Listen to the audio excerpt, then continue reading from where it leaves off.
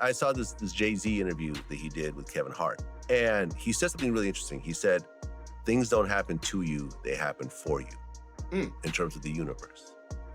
And I thought about that, and I could relate, because ever since I became a DJ back in like 2001, I always wanted to be on the radio. I spoke to every program director, heads of radio. It never happened.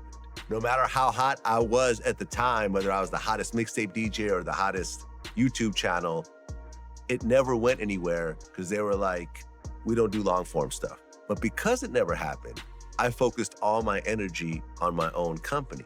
And I know for a fact that had I gotten a job at a radio station, Vlad TV would not be where it is today. I'm not gonna put out any names, but I talk to a lot of the radio guys now, and they all wish they could switch places with me. I mean, look, would you see Jay-Z, playing a dice game with a bunch of dudes out of town? If it ain't with Michael Rubin, he ain't doing it. If it ain't with Michael Rubin and Jack Dorsey, man, he don't even hang with niggas no more. Jay don't hang with niggas. Man, Jay. A corrections officer just ended his entire career, his marriage, and his pension for Stun a Girl. And here is the detail that changes how you read all of it. When this relationship started, she was already with someone else. That is the story.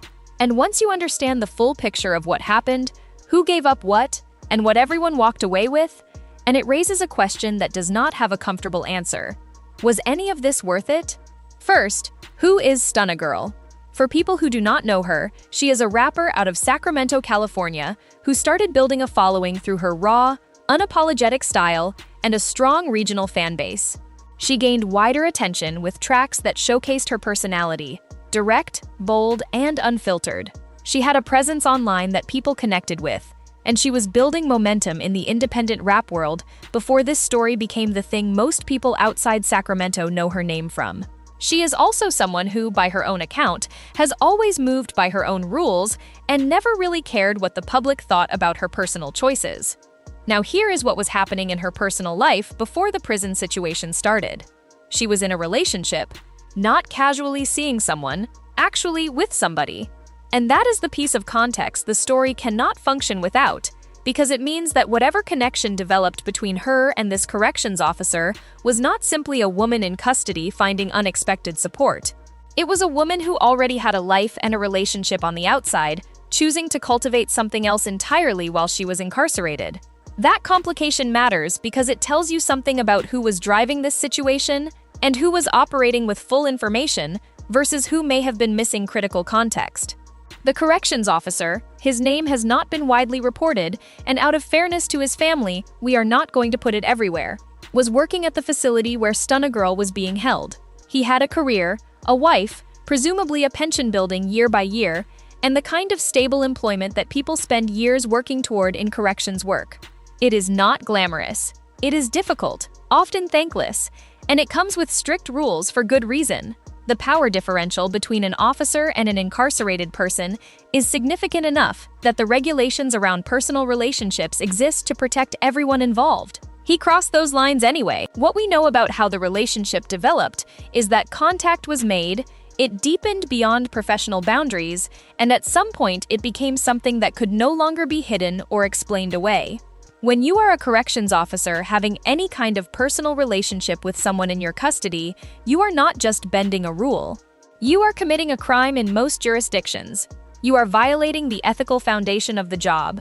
And you are creating a paper trail, because correctional facilities have extensive surveillance, communication logs, and oversight that will eventually surface. It surfaced. The officer was investigated. He lost his job, and his wife found out, not just about the career ending, but about the specific nature of what had been going on. She left him. So let us count what he gave up. His career in corrections is over. That certification does not transfer easily.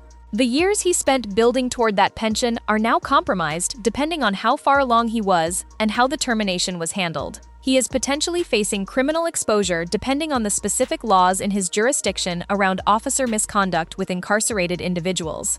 He lost his marriage, and he is doing all of this while Stun a Girl, the woman at the center of it, is now out, back making music, and discussing what happened publicly in a way that clearly positions her as the one who came out ahead. What did she walk away with?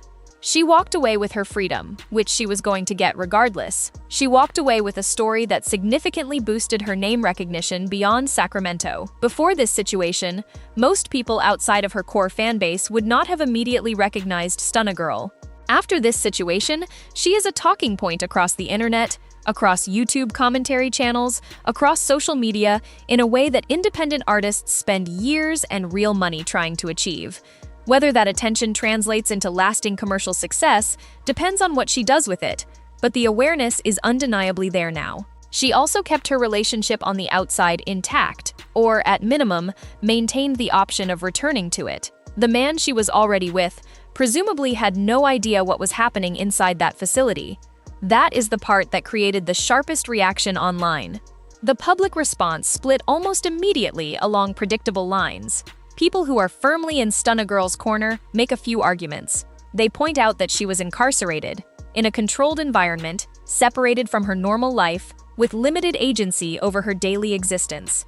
They argue that whatever connection she found was a form of survival and emotional navigation in a situation most people cannot fully understand from the outside. They say the officer is a grown adult who knew the rules, chose to break them, and cannot place the consequences of that choice on her. She did not hand him a gun and tell him to shoot his career. He made every decision that led to where he is. That argument has real weight. He was the one with power in that dynamic. He was the one with the rules. He was the one with full freedom of movement and full information about what he was risking. But the other side of the conversation points specifically to the fact that she was not single when this started. And that piece of information changes the moral calculus for a lot of people who might otherwise have been entirely sympathetic. If the relationship was about connection and survival and finding something real in a difficult environment, why was there already someone at home? The officer did not know that. His wife did not know any of it. Multiple people were operating without critical information, while she apparently had all of it and made choices anyway. That is the version of events that shifted some of the conversation away from straightforward sympathy and towards something more complicated. There is a pattern here that goes beyond this specific situation, and it is worth naming briefly.